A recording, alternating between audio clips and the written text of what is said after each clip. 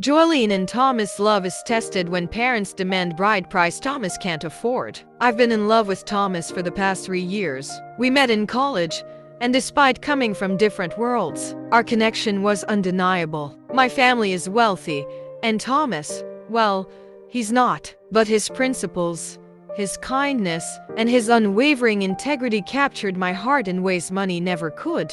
Every month, my parents give me an allowance of $1,000. Over time, I managed to save $60,000. I dreamed of a future with Thomas, but my parents had other ideas. When he approached them about marrying me, they demanded $30,000 for bride price, 10 times more than Thomas could ever afford. They justified it by saying I was still a virgin and they had invested heavily in my education, all the way to a doctorate. Thomas, being the man he is, decided to delay marriage until he could afford it. I was devastated. To me, it felt like the end of our relationship. I offered Thomas $27,000 from my savings to help him pay the bride price. He refused, saying, "Bride price is a man's responsibility. A woman should never marry herself."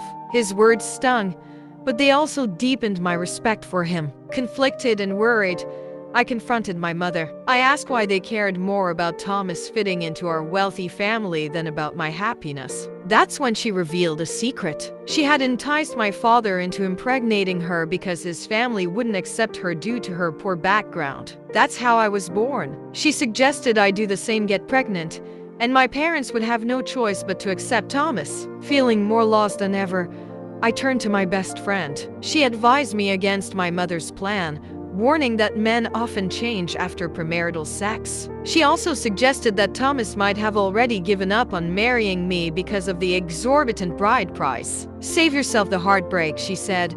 "End it before he does." I prayed. I needed clarity. The next day, I decided to talk to Thomas. I suggested we cohabitate until my parents accepted what he could afford. I was willing to leave Ollie.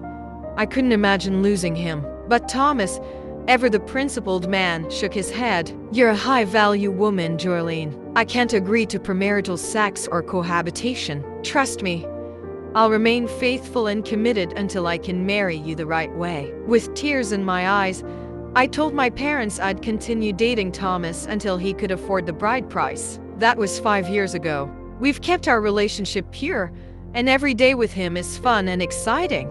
But he still insists he won't use my money for bride price. Now, I find myself questioning, did I make the right choice? Should I have taken my mother's advice? Or my friends? Or should I keep trusting that Thomas will one day afford the bride price and marry me? What would you do in my situation? Should I keep trusting him, no matter how long it takes? Let me know your thoughts in the comments and kindly please like, subscribe and share.